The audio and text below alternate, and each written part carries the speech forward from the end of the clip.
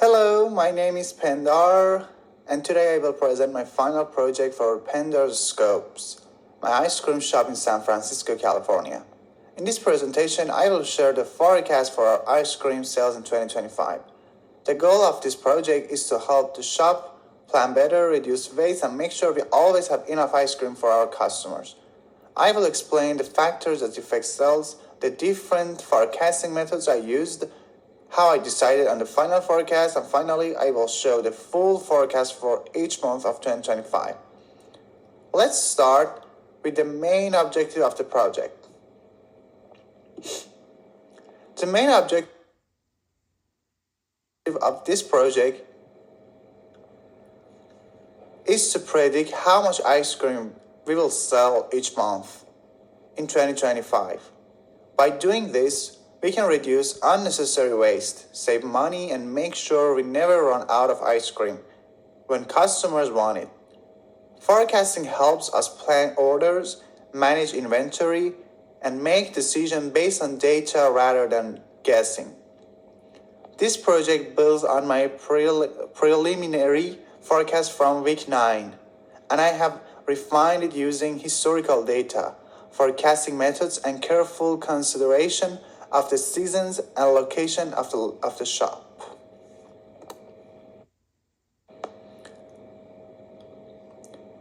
There are several factors that can affect ice cream sales at Pendar's Scopes. First, weather and seasonality play a big role. During the summer month, more people want ice cream because it's warmer. In the winter month, sales usually go down because fewer people are buying ice cream. Second, tourism affects demand. San Francisco attracts many visitors, especially in the summer and around holidays. When more tourists come to the city, the shop usually sells more ice cream. Third, the shop's location is important. Pendar's Scopes is near a busy park and a shopping area, which brings a lot of foot traffic. If the shop were in a quiet neighborhood, sales would probably be lower.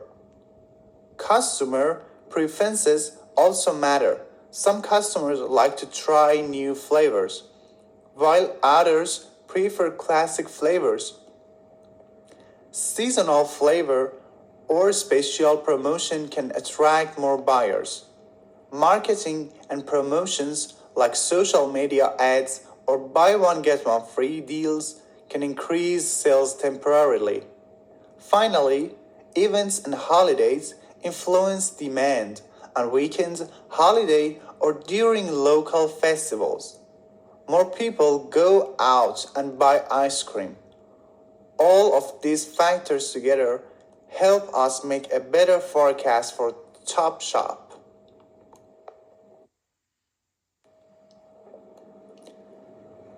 To make an accurate forecast, I used 3 different methods.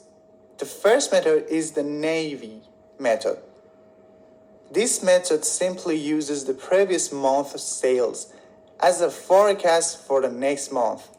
While it is simple, it does not consider trends or seasonal patterns, so it can sometimes be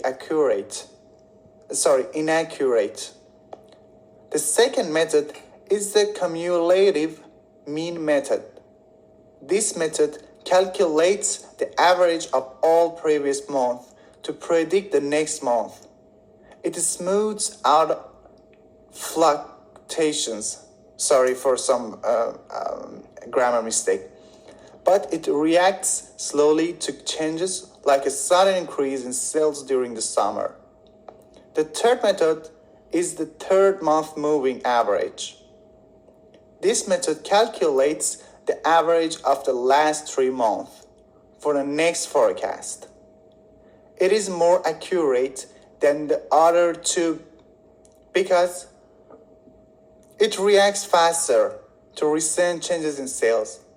After comparing the 3 methods using historical data, the 3-month moving average had the lowest mean absolute deviation, which means it was the most accurate.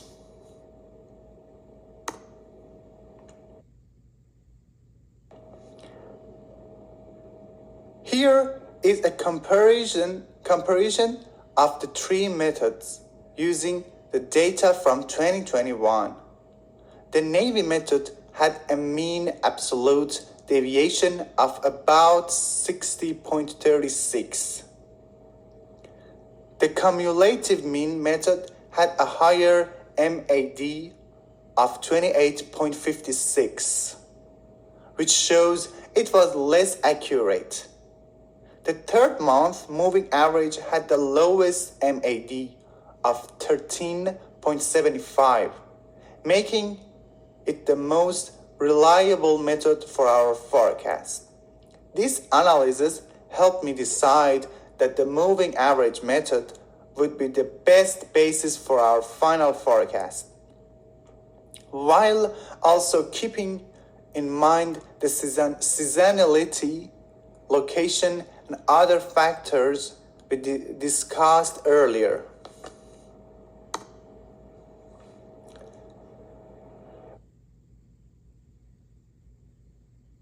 Okay, now I will present the final forecast for each month of 2025. January is forecasted at 125 gallons because winter sales are lower but still steady. February increases slightly to 135 gallons. March is 155 gallons as winter spring and the weather becomes warmer. April is 175 gallons when more tourists start visiting the city. May sees a bigger increase to 205 gallons as the summer approaches. June reaches 245 gallons and July peaks at 265 gallons, which is the highest month due to the hot weather and tourist season. August is slightly lower at 255 gallons or 255 gallons. September decreases to 215 gallons as summer ends. October is forecasted at 185 gallons. November increases slightly to 155 gallons during holidays. December is forecasted at 145 gallons, one of the lower months because winter reduces sales. This forecast combines the preliminary week 9 forecast with the moving average method, seasonality, and location effects, giving a realistic plan for inventory management.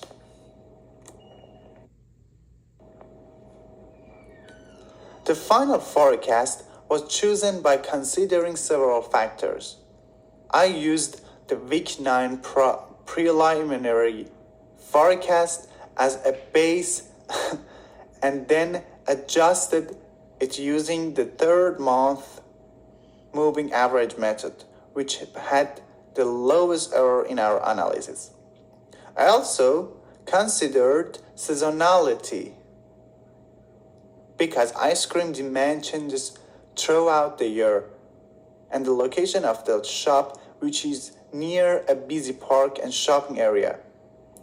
Some months, like July and August, are higher because of peak summer demand and tourism. Other months, like January and December, are lower because fewer people buy ice cream in cold weather. These adjustments make the forecast realistic and reliable.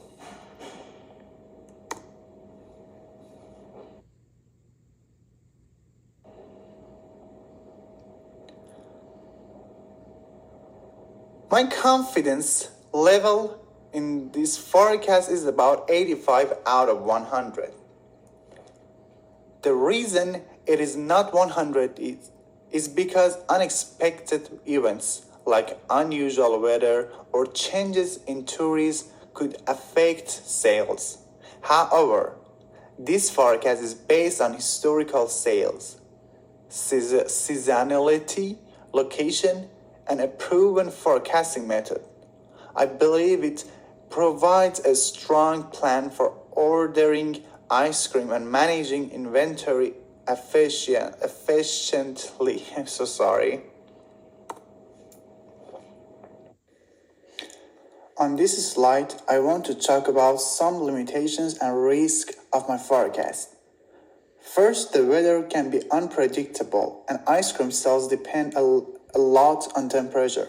So, if the weather is colder than normal, even in summer, sales can go down. Second, there might be supply chain delays. If we don't receive ingredients on time, we cannot meet customer demand, even if sales are expected to be high. Also, local competition can affect our forecast. New shops or discounts from other stores may reduce our sales.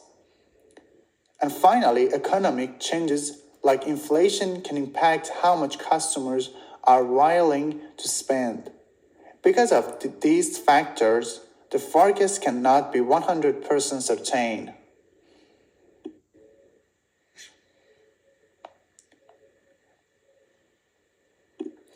Based on my forecast, here are some actions the business can take. First, we should increase inventory during June to August because this month show the highest demand. This helps make sure we don't run out of stock. Second, the shop can introduce seasonal summer flavors to attract more customers during busy month. For the low demand month like January and December, we should reduce orders to avoid waste and save money. We can also use marketing and small promotions during holidays or weekends to support sales. And it's important to compare the actual sales with the forecast each month so we can adjust the plan if needed. In conclusion, this forecast helps Pandora's Scopes plan orders, reduce waste, and meet customer demand every month. Using data and forecasting methods ensures decisions are based on evidence rather than guesswork. By following this forecast, the shop can prepare for peak month, avoid shortages in popular month, and save money during slower month. I am now ready to answer any questions about the forecast and explain my decisions further. Thank you for your attention.